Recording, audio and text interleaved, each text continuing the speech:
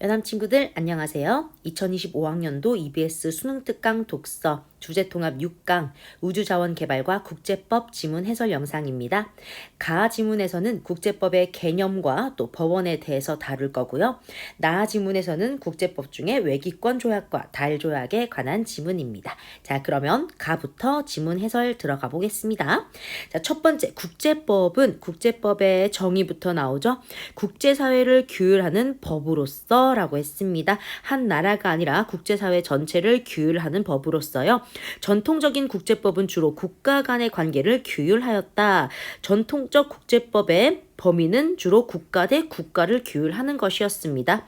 그러나 최근에는 세계화에 따른 국제관계의 변화로 국제법의 적용 범위가 국가와 국가가 아닌 개인, 다국적 기업, 국제기구 등으로 확대되고 있다. 최근에는 적용 범위가 확대된 국제법입니다.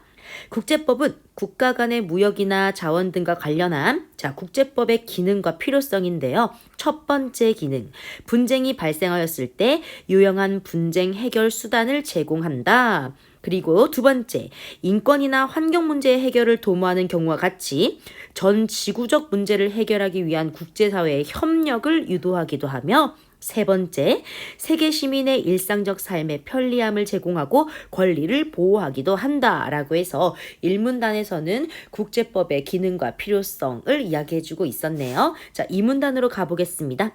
이러한 국제법에는 법을 생기게 하는 근원인 법원이 여러 가지가 있다. 자, 국제법을 만드는 법원, 법의 근거가 되는 것을 말하는 거죠.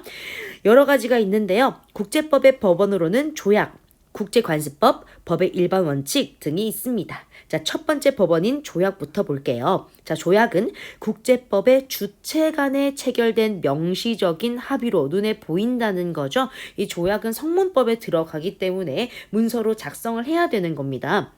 명시적인 합의로 협약 또는 협정 또는 의정서라고 불리기도 하네요. 일반적으로 조약은 국가가 주체가 되어 체결하고 주체는 국가가 되고요. 원칙적으로 체결한 당사국 간에만 구속력을 지닌다. 자, 조약 같은 경우에는요. 체결한 당사국에만 구속력을 지니기 때문에 이 조약을 체결하지 않은 나라에는 구속력이 미칠 수가 없습니다. 자, 예시로 1979년 제정된 달조약의 경우 달조약은 나 지문에 나오는 조약인데요.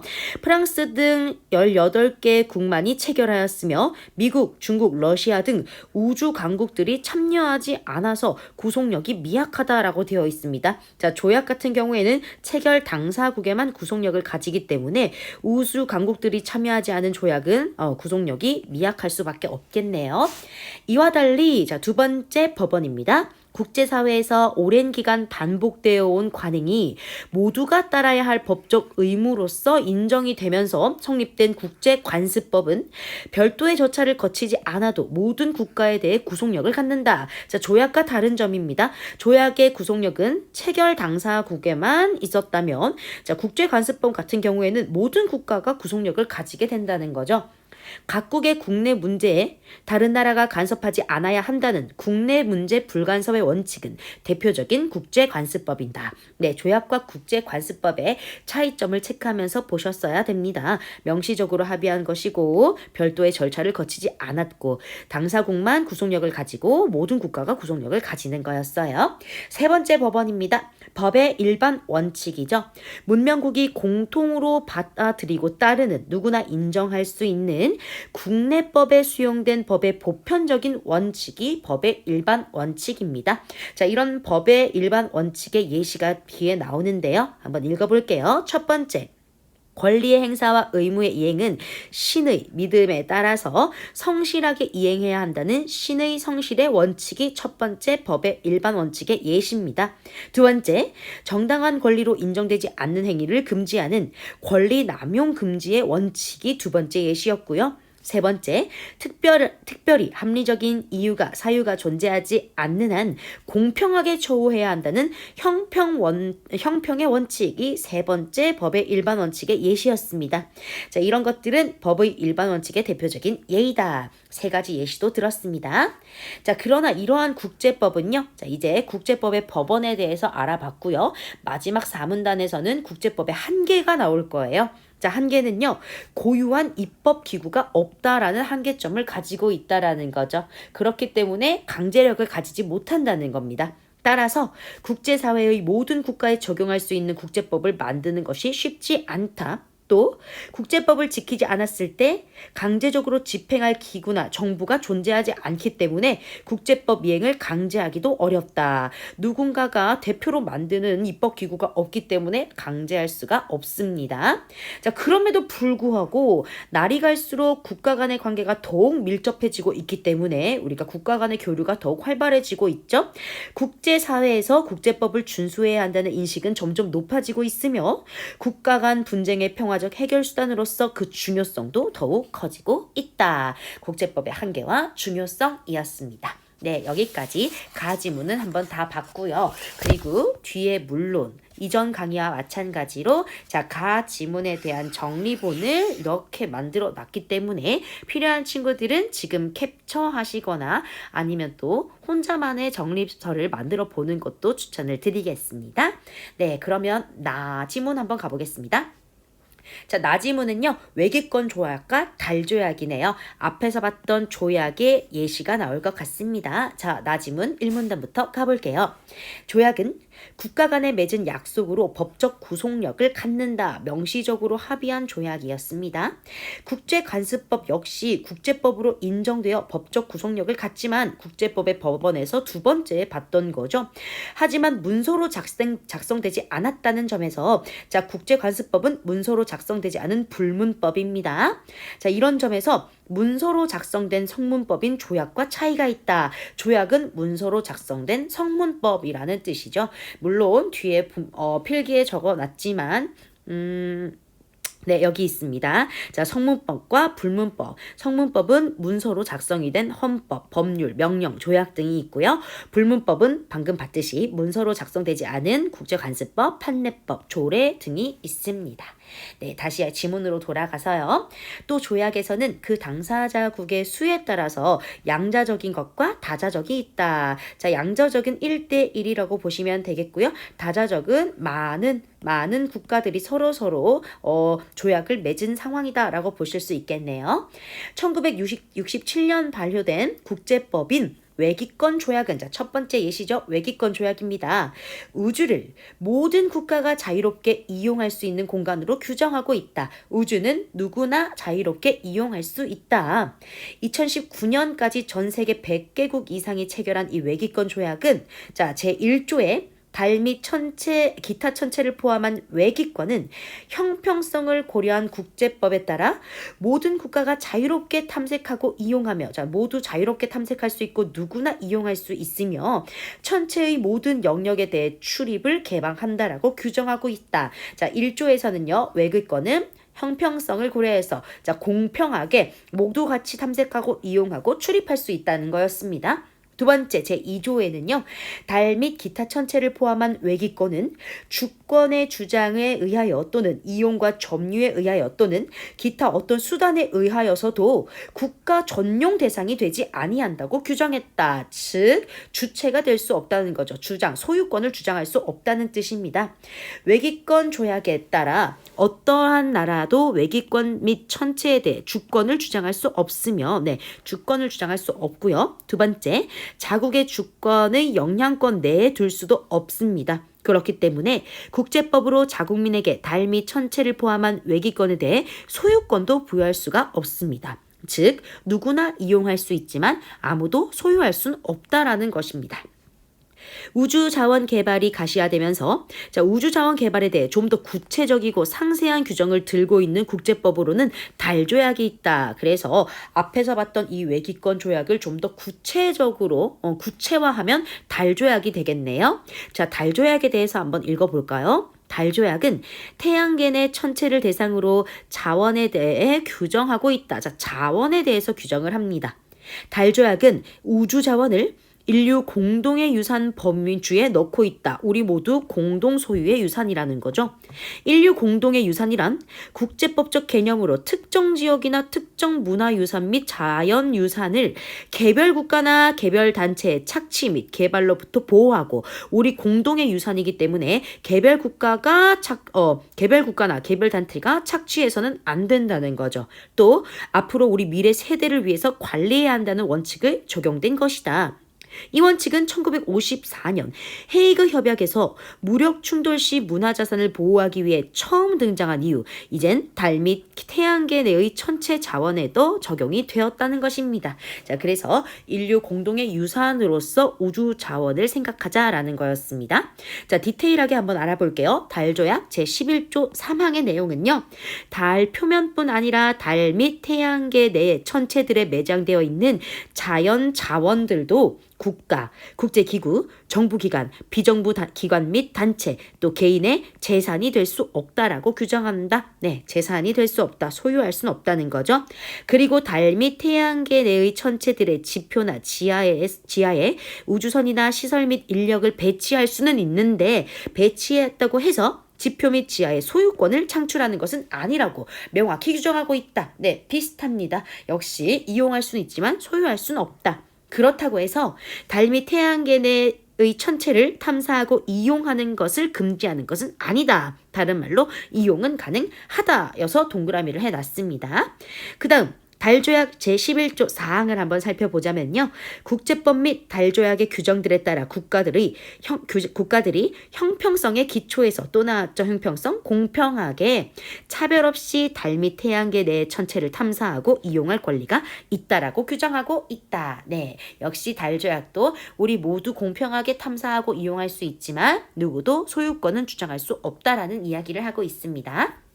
마지막 4문단 한번 가볼게요. 우주 자원을 탐사하고 이용할 권리는 있지만 누구나 이용하라고는 했지만 소유권을 인정할 수 없다라는 규정은 일견서로 모순된 내용처럼 보일 수 있다. 누구나 이용하라고 했지만 소유는 하지 말라니요. 이에 대해 달조약은 국제적인 관리를 해결책으로 제시하여 우주 자원의 채굴 가능성이 높아지는 시점이 되면 그 시점에 도달하게 되면 달조약 당사국들이 조약은 앞에서 봤듯이 우리가 조약을 체결한 당사국에만 구속력을 지닌다라고 했습니다. 그 당사국들이 이러한 자원의 채굴을 관리하는 국제체제를 하나 성립할 것을 예정하고 있다. 자, 그래서 언젠가는 어떤 시점이 되면요. 국제적인 관리를 해결책으로 제시해서 우주 자원의 채굴 가능성이 높아지는 시점이 된다면 당사국들 간의 국제체제를 성립해라 라고 보고 있습니다. 그리고 자, 미음이에요. 마지막 문장이죠. 우주 자원으로부터 얻은 혜택을 모든 당사국들이 공유해야 하며요. 우리나라가 어떤 우주 자원으로부터 개발을 해서 혜택을 얻었다면 이 혜택은 모두 공유를 해야 되고 또 개발도상국들의 이익과 수요가 특히 고려돼야 하고요. 못 사는 나라들의 이익과 수요가 특히 고려되어야 하며 채굴에 간접적으로 직접 채굴하지 않았지만 간접적으로 기여한 국가들에 대한 노력까지 고려해야 한다라는 겁니다. 자, 그렇기 때문에 우주 강대국들이 달조약 체결을 꺼린다. 우리 앞에서 봤던 내용이죠. 니은에서 봤던 내용입니다. 실컷 우리가 다 우주 자원을 개발하고 또는 발굴하고 했다 하더라도 우리나라에서 모든 긍정적인 면을 다 흡수하는 것이 아니라 다른 나라에 정보를 많이 줘야 하거나 또는 공유를 해야 하는 게 많기 때문에 이 우주 강대국들은 달조약에 참여하지 않았다라는 내용 되겠습니다. 네, 그러면 나도 지문을 한번 다 살펴봤고요. 역시 나도 선생님이 이렇게 정리를 했기 때문에 캡처를 하시거나 아니면 또 참고를 하셔서 따로 공부를 하시면 될 것 같습니다. 그럼 우리 문제풀이로 들어가 볼게요. 1번입니다. 가와 나에 대한 설명으로 적절한 것은 이라고 했네요. 1번. 자, 가는 국제법의 기능과 유형을 나는 국제법 유형 중 조약, 달조약과 외기권 조약의 사례를 설명하고 있다. 정답 바로 나온 것 같은데요, 여러분. 네, 정답은 1번 되겠습니다. 자, 2번, 3번, 4번, 5번 선지는 전부 틀린 선지이기 때문에 한번 읽어보시고 왜 틀렸는지 살펴보시면 될 것 같습니다. 전부 아니에요, 아니에요, 아니에요 라고 할 말이 없어서 넘어가겠습니다. 2번이에요. 가나를 이해한 내용으로 적절하지 않은 것은 자, 틀린 걸 찾아야 되니까 1번부터 읽어보겠습니다. 국제관습법은 문서로 작성되지 않았지만 불문법이었죠. 하지만 국제법으로 인정되었다. 국제법의 법원이었어요. 맞네요. 2번. 조약, 국제관습법, 법의 일반 원칙은 국제법의 법원에 해당한다. 방금 읽었던 거였습니다. 3번. 우주자원 개발이 가시화되면서 외기권 조약보다 상세한 규정을 둔 달조약이 마련되어 있다. 우리 앞에서 문제 볼 때 달조약이 좀 더 구체적이고 상세한 규정을 두고 있다라고 이야기를 했었죠. 역시 맞는 선지겠네요. 4번. 세계화에 따라 국제법의 적용 범위는 적용 범위는 확대됐다. 가 첫 번째 문단에 나왔었죠. 맞습니다. 정답 5번이겠네요. 신의 성실의 원칙은 우리가 법의 일반 원칙이라는 법원에서 살펴봤습니다. 국제사회에서 오랜 기간 반복되어 온 관행이기 때문에 이것은 국제관습법에 대한 설명이죠. 틀린 선지입니다. 정답은 5번입니다. 네, 3번으로 넘어가 보겠습니다. 기억에서 미음을 이해한 내용으로 적절하지 않은 것은 우선 기억으로 가보시면요. 기억은 세 번째 기능과 필요성이었죠. 세계 시민의 일상적인 삶의 편리함을 제공하고 권리를 보호하는 국제법의 기능이었습니다. 우리나라에서 취득한 운전면허이지만 절차에 따라 국제운전면허증을 발급받으면 해외에서도 편리하게 운전할 수 있다는 사례가 되겠네요. 맞습니다. 그 다음에 니은 한번 보겠습니다. 니은 같은 경우에는요. 우주 강국들이 달조약에 참여하지 않아서 구속력이 미약하다였습니다. 우주자원 개발을 현실화할 수 있는 우주 강대국들이 달조약을 체결하고 있지 않아서 달조약의 실효성이 부족하다라는 것이다. 네, 맞는 선지 되겠네요. 그럼 다시 디귿으로 한번 가보겠습니다. 바쁘죠? 네, 디귿. 법의 일반 원칙은 문명국이 공통으로 받아들이고 따르는 국내법에 수용된 법의 보편적인 원칙이다가 디귿이었습니다. 그럼 3번 선지 읽어볼게요. 법의 일반 원칙은 보편적인 원칙이라서 공통적으로 따르는 것이다 라고 방금 읽었습니다. 한 국가의 국내법만으로는 구속력을 갖기 어렵기 때문에 국제법의 법원으로 인정되는 것이겠군. 네, 너무나도 틀린 선지죠, 여러분. 법의 일반 원칙이 국제법의 법원으로 인정된 이유는 방금 읽었듯이 보편적인 원칙으로 누구나 어느 문명국에서나 공통적으로 따르는 것이기 때문이었습니다. 평등의 원칙 같은 거요. 누구나 따르는 것이잖아요. 네, 정답은 3번이겠네요. 4번도 한번 볼게요. 리을은 달 및 태양계 내의 천체를 탐사하고 이용하는 것을 금지하지 않는다. 누구나 이용할 수 있다. 이용권은 소유권과 구별되는 개념으로 누구나 천체를 탐사하고 이용할 수 있다. 맞는 선지고요. 마지막 5번 미음은요. 네, 우주 자원을 만약에 개발을 했을 때 얻는 혜택을 모든 당사국이 공유해야 하고 개발 도상국들의 이익과 수요가 특히 고려돼야 되고 간접적으로 기여한 국가들에 대한 노력도 고려돼야 한다였는데요. 5번. 문화유산이나 자연유산과 마찬가지로 우주자원 역시 인류의 공동의 유산에 해당하기 때문에 미래 세대를 위해 관리해야 한다는 취지를 반영한 것이다. 네, 이것도 역시 맞는 선지 되겠습니다. 네, 정답은 3번이었습니다. 그럼 뒤로 넘어가서 4번 문제 살펴볼게요.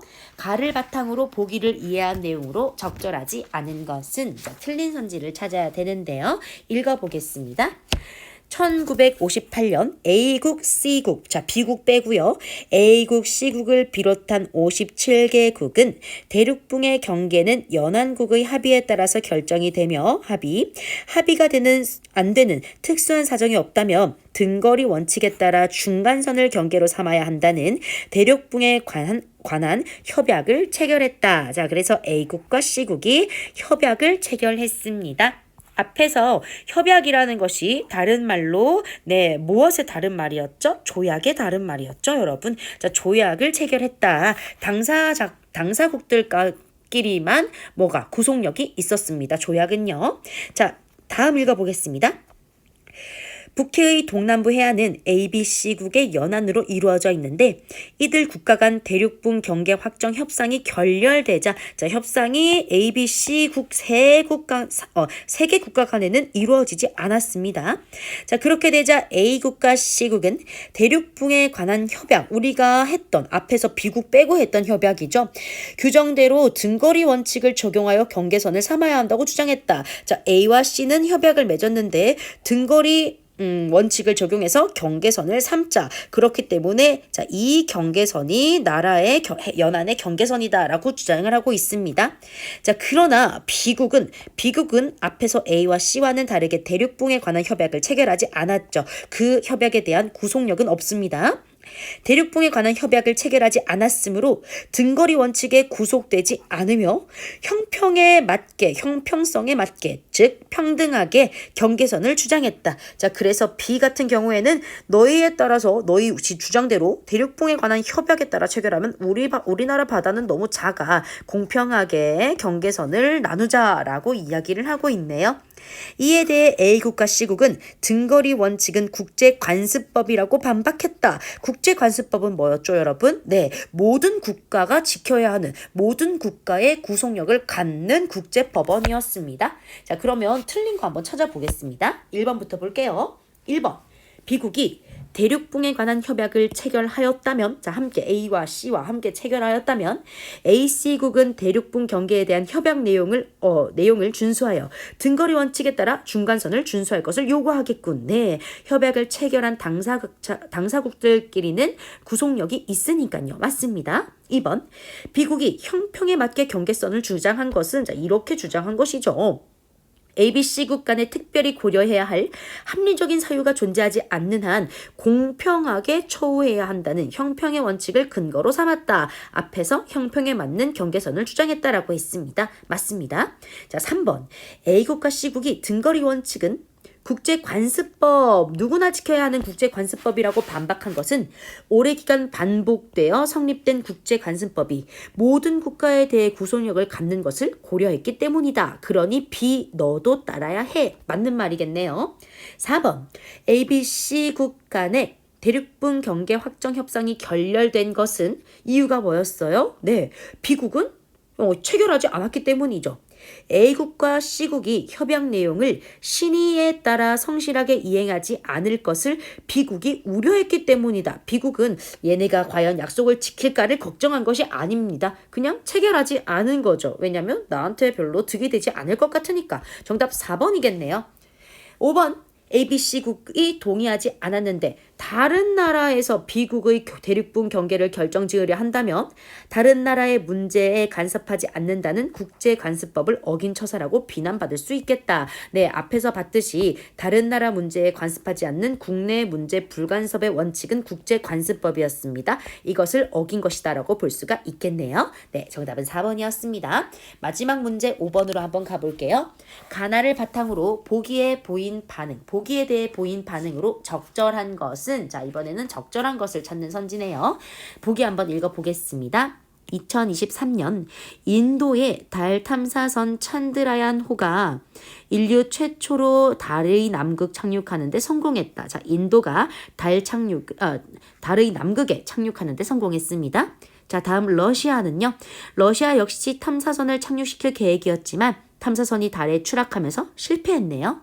그 다음 중국입니다. 중국 역시 2024년에 탐사선을 달의 남극에 보낼 예정이고요.